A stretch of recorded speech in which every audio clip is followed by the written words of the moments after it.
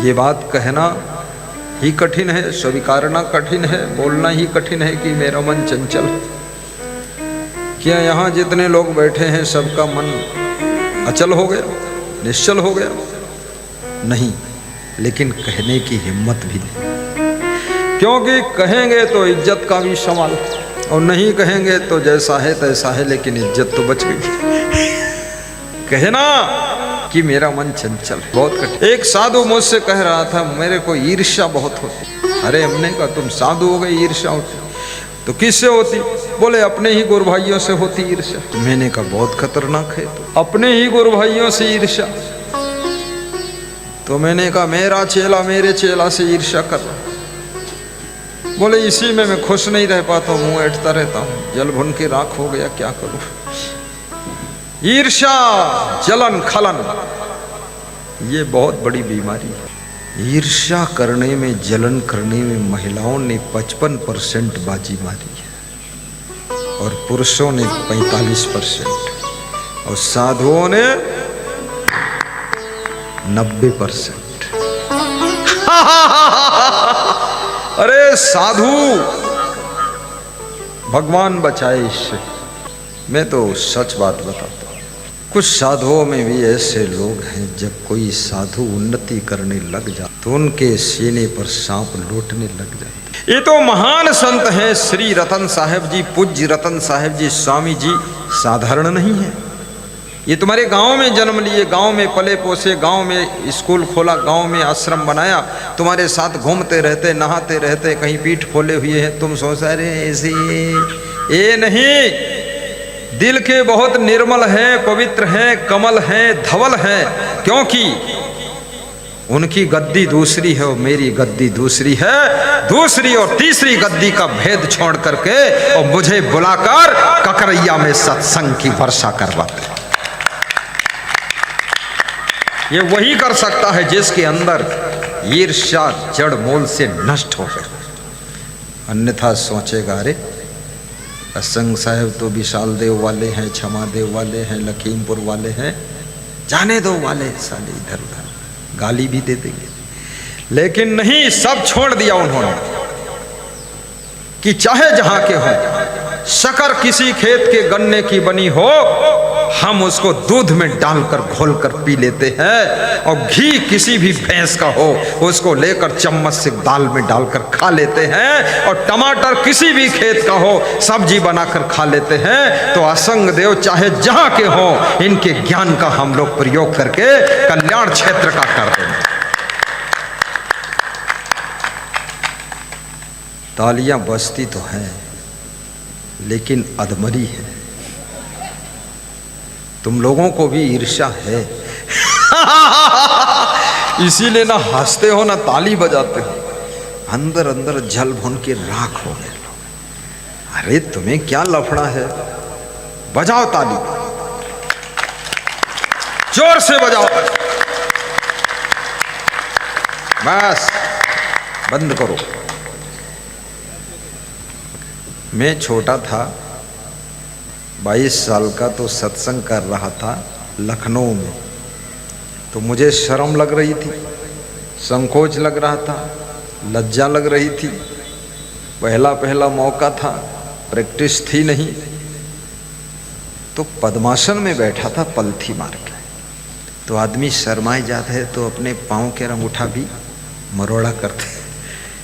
तो हम अंगूठा अपने पाँव के ऐंठित रहने, मरोड़ते रहने, वही हम जुटे रहे, क्योंकि शर्मन मारे खा करें। तो एक साधु पीछे बैठा था, पुराना साधु था, उम्रदार था। तो उसने मेरा हाथ पकड़ा और अंगूठा छोड़ा दिया।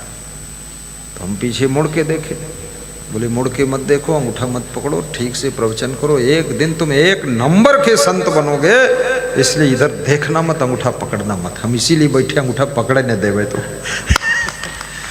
तो सत्संग खत्म हुआ तो उससे मिले, हमने कहा साहब कहाँ रहते हो आप? बोले अता पता की जरूरत नहीं, अंगूठा न पकड़ो, प्रवचन सुनावा करो। तब से वो साधु का दर्शन नहीं हुआ। अगर होता दर्शन तो मैं उसको 1 लाख दक्षिणा देता। पता नहीं कहाँ का था, लेकिन उसका मन निर्मल था, उसके मन में ईर्ष्या नहीं थी। मैं तो छोटा था, वो 60 साल का था, उसके मन में था चलो ये संत अगर आगे बढ़ रहा है तो इस पंथ का चमत्कार करेगा, ज्ञान फैलाएगा, इसको आगे बढ़ने। संतों में बहुत प्रेमी संत भी होते हैं।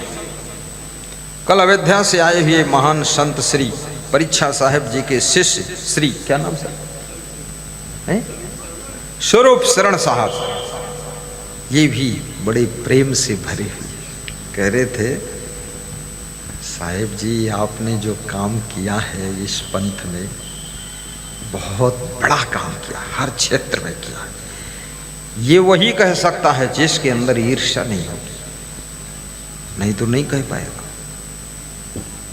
और याद रखना विदुर जी कहते हैं ईर्षु घृणी न संतुष्टा क्रोधनो नित्य संखिता पर भाग्य विजीवी च खड़े थे नित्य दुखिता असक्तास तत्पदम प्रकुर्वते ततो निंदाम। ईर्ष्या, घृणा, क्रोध, असंतुष्टि, संदेह, दूसरे की कमाई पर जीने की आदत, ये मनुष्य को हमेशा दुख के कुएं में ढकेल देती है। इसलिए किसी को गरीब समझकर, कमजोर समझकर घृणा भी मत कीजिए, प्रेम कीजिए। तुम्हें सुख कोई नहीं दे सकता है। तुम जब प्रेम से भर जाते हो तो तुम्हारे चारों तरफ सुख टपकने लग जाता है। जब तुम ईर्ष्या, द्वेष, नफरत से भर जाते हो तुम्हारे चारों तरफ दुख की बरसात होने लग जाती है, द्वंद्व की वर्षा होने लग जाती है। इसलिए अपने को प्रेम का सागर बनाइए ताकि आपकी जिंदगी में सुख शांति की लहरें उठने लग जाए।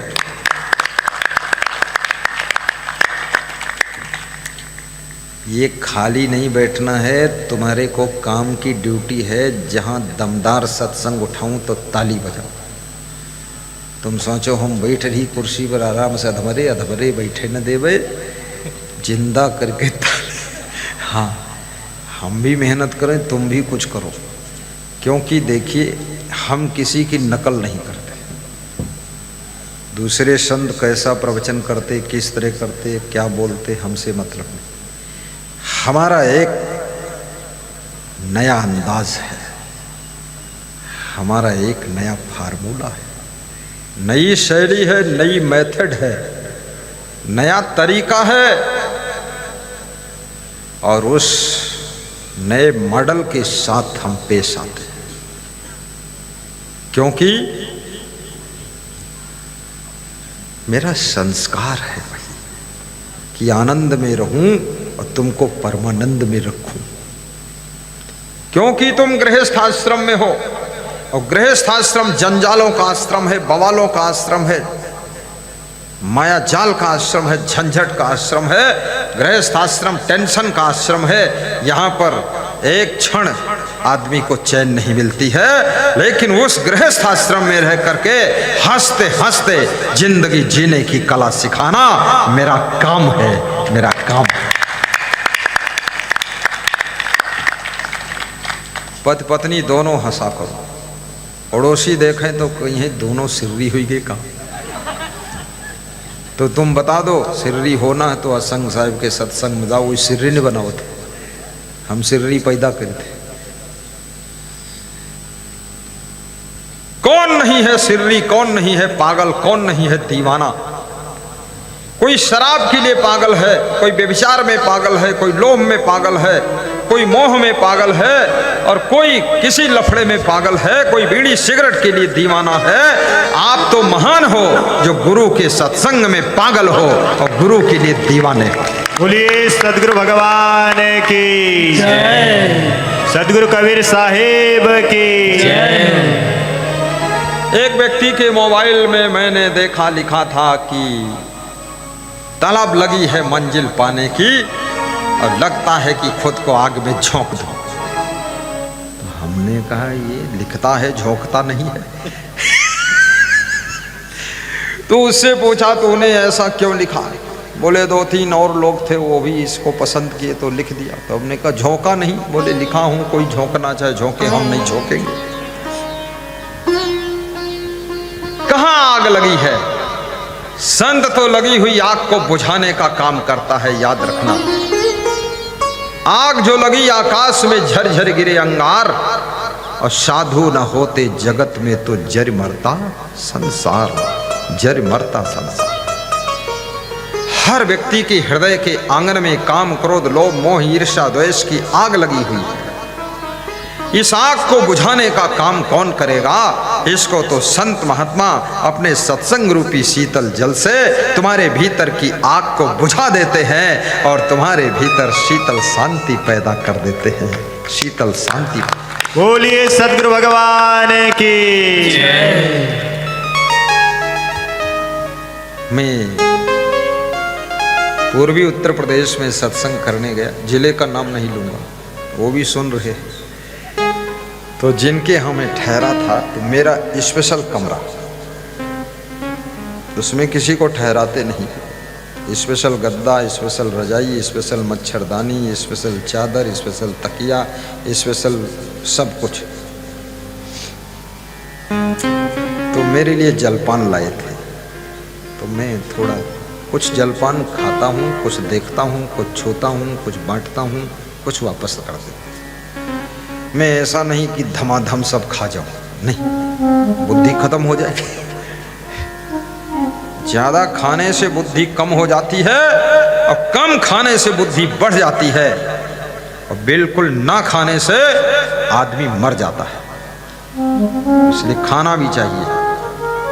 समोसा भी खा लो एक, कोई हर्ज नहीं। जलेबी एक खा लो, कोई हर्ज नहीं।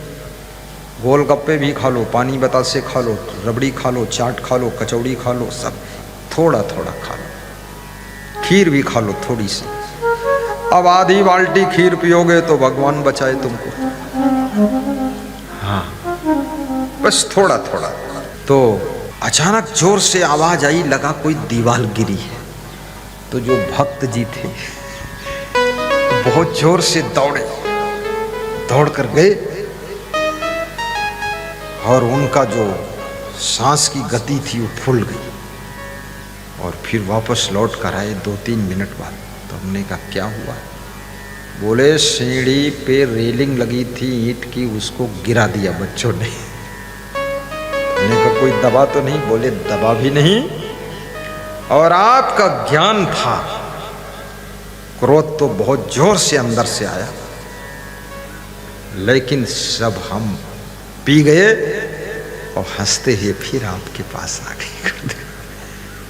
बोले भस्मासुर था मैं तो, मेरे क्रोध के कारण तो ऑफिस में झगड़ा होता है, घर में झगड़ा होता है, वाइफ से होता है, बच्चों से होता है, लेकिन जब से सत्संग मिला है 90% क्रोध की आग बुझ चुकी है, अब केवल 10% बचा है। जोश आ जाता है लेकिन कंट्रोल हो जाता है। एक तो प्रेम होता है, दूसरा अति प्रेम होता है। अति का मतलब एक तो गर्म पानी है, दूसरा अति गर्म, खौल कर भाप उड़ रही है, अति गर्म। एक तो शक्कर मीठी है लेकिन अति मीठी, यानी 1 किलो के बजाय 3 किलो शक्कर डाल दी, अति मीठी। तो अति प्रेम, अति प्रेम मतलब पूर्ण प्रेम। अब उसके आगे प्रेम की गुंजाइश नहीं, लास्ट तक। अर्थात प्रेम में डूब कर सुनना चाहिए, प्रेम में डूब जाओ। अब किसके प्रेम में डूबना है? जो सत्संग हो रहा है, सत्संग में प्रेम हो जाए, और सत्संग सुनाने वाले से भी प्रेम हो।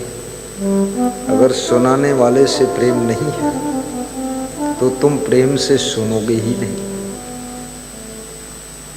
सुनाने वाले से भी प्रेम होना जरूरी है, लेकिन थोड़ा प्रेम से काम नहीं चलेगा। अति प्रेम, अति प्रेम होना चाहिए। कैसा प्रेम? अति कैसा होता है?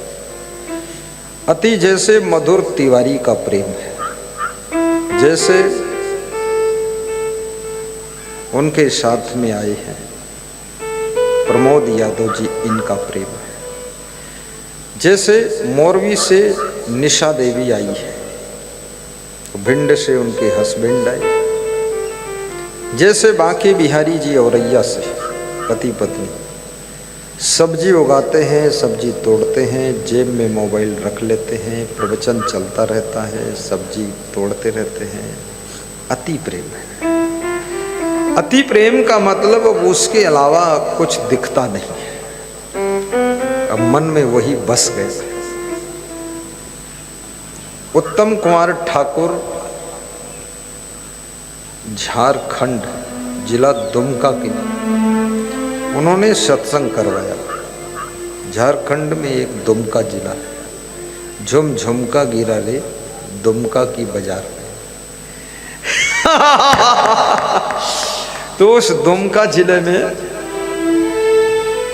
उन्होंने अपने गांव में सत्संग कराया।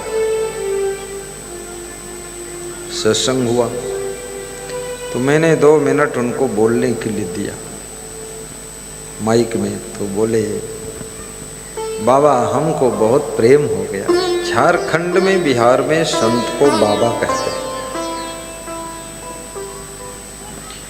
उत्तर प्रदेश में कोई कोई बाबा कहता है, कोई कोई साधु बाबा कहता है, और कोई कोई तो साहब जी भी कहते हैं।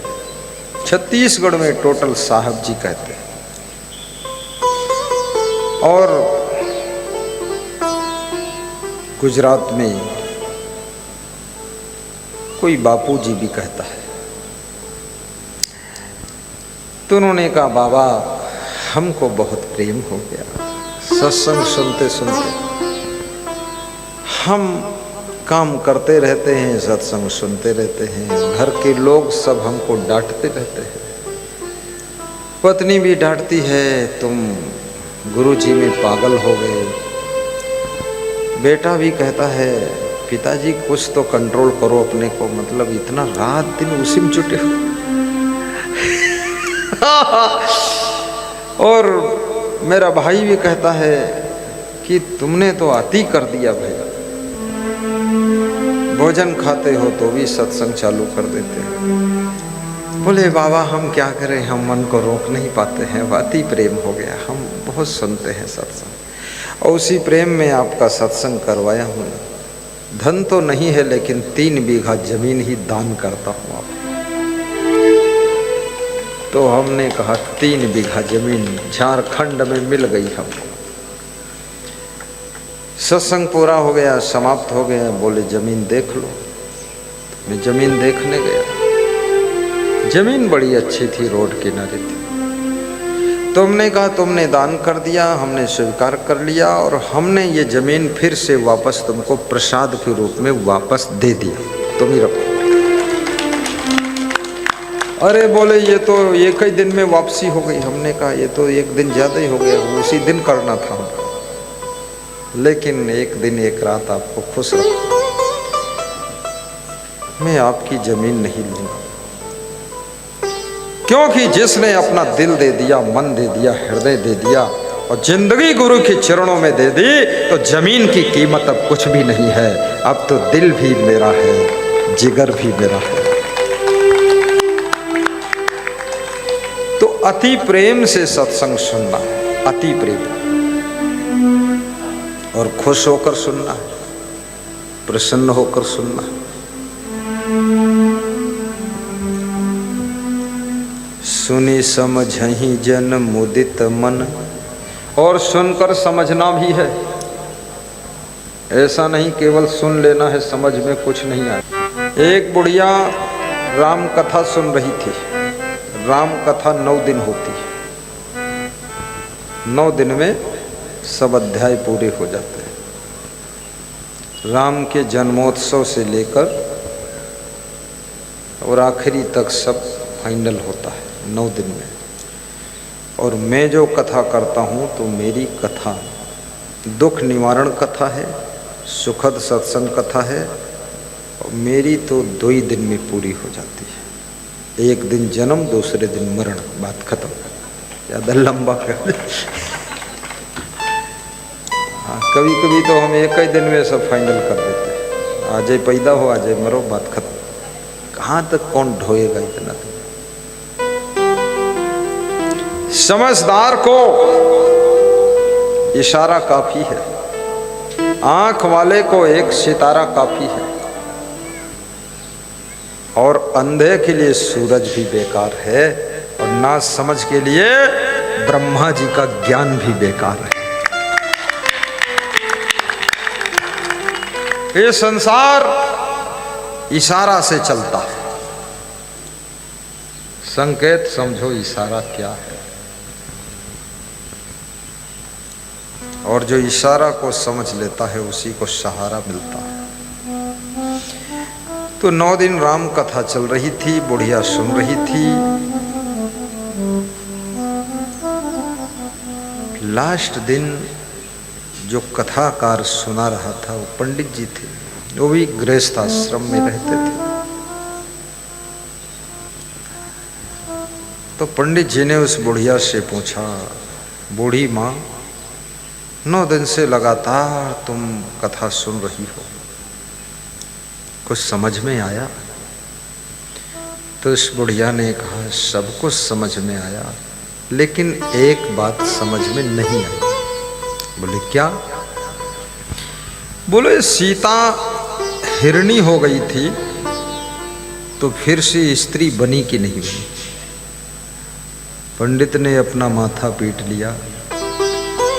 सीता का हरण हुआ था ना, सीता हरण हुआ, उसने सोचा कि सीता हिरणी हो गई, मतलब स्त्री से हिरणी बन गई, जानवर, हिरण हिरणी, तो हिरणी से फिर से स्त्री भाई कि नहीं भाई? पंडित ने कहा 12 वर्ष प्रबोधा और रहा लोध का लोधा, समझ में कुछ आए नहीं। अब समझने की कोशिश करो कि गुरु क्या समझा रहा है। अभी पूज्य श्री रतन साहिब जी समझा रहे थे कि सुनो भी और उसको जीवन में उतारो भी, और सत्संग में जाओ भी, और सत्संग से कुछ सीख करके लौटो,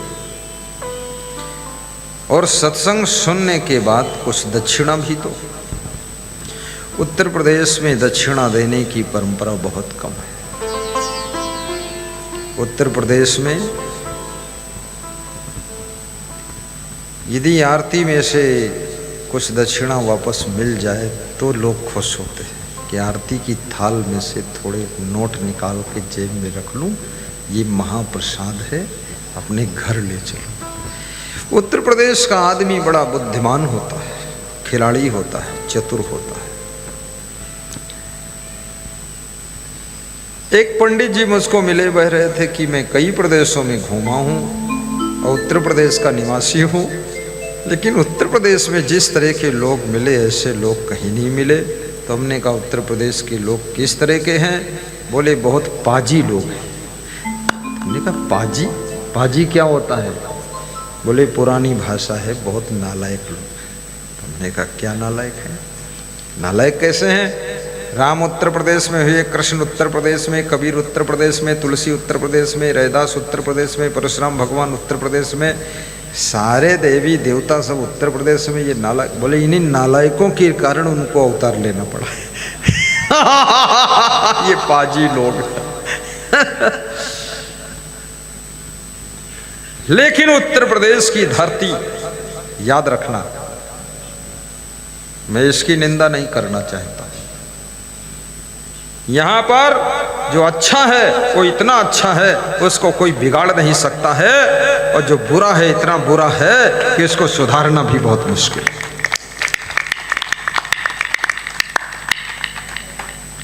ये राम का देश है, कृष्ण का प्रदेश है, कबीर का इलाका है, ये तुलसीदास का क्षेत्र है।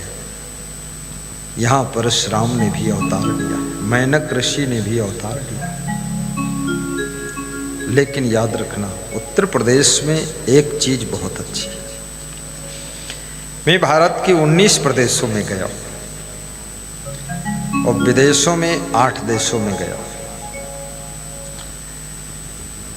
पर उत्तर प्रदेश में प्रेम बहुत है, प्रेम बहुत है और सेवा भाव बहुत है। ये दो चीज़ें मैंने उत्तर प्रदेश में बहुत पाया हूँ। यहाँ लोग प्रेम बहुत करते हैं और सेवा भी बहुत करते हैं। यहाँ के लोग मेहमान से बोलते हैं हंस करके, और कोई भी अनजान व्यक्ति भी खड़ा हो उससे भी पूछते हैं कहाँ से आए हो, चलो नाश्ता वास्ता कर लो, पूछते हैं। ये उत्तर प्रदेश में खासियत है, स्वागत करते हैं। इसलिए उत्तर प्रदेश महान पुरुषों का प्रदेश माना जाता है। तो सुनि समझहि जन मुदित मन मज्जहि अति अनुराग। मज्जहि का अर्थ होता है स्नान करना, मज्जहि माने स्नान करना। अति प्रेम से सत्संग की गंगा में स्नान करना चाहिए। एक स्नान तो शरीर की होती है जिससे शरीर का मैल धुल जाता है, दूसरी स्नान मन की है, वो ज्ञान की गंगा में, सत्संग की गंगा में स्नान होती है जिससे मन का मैल धुल जाता है। और मन जब निर्मल हो जाता है तो कबीर मन निर्मल भया जैसे गंगा नीर, पाछे पाछे हरि फिरे कहत कबीर कबीर, कहत कबीर कबीर। अब ये कबीर ने बहुत बड़ी बात कही है कि यदि मन निर्मल हो जाए तो तुम्हें हरि को ढूंढने की जरूरत नहीं है, फिर हरि आपको ढूंढे।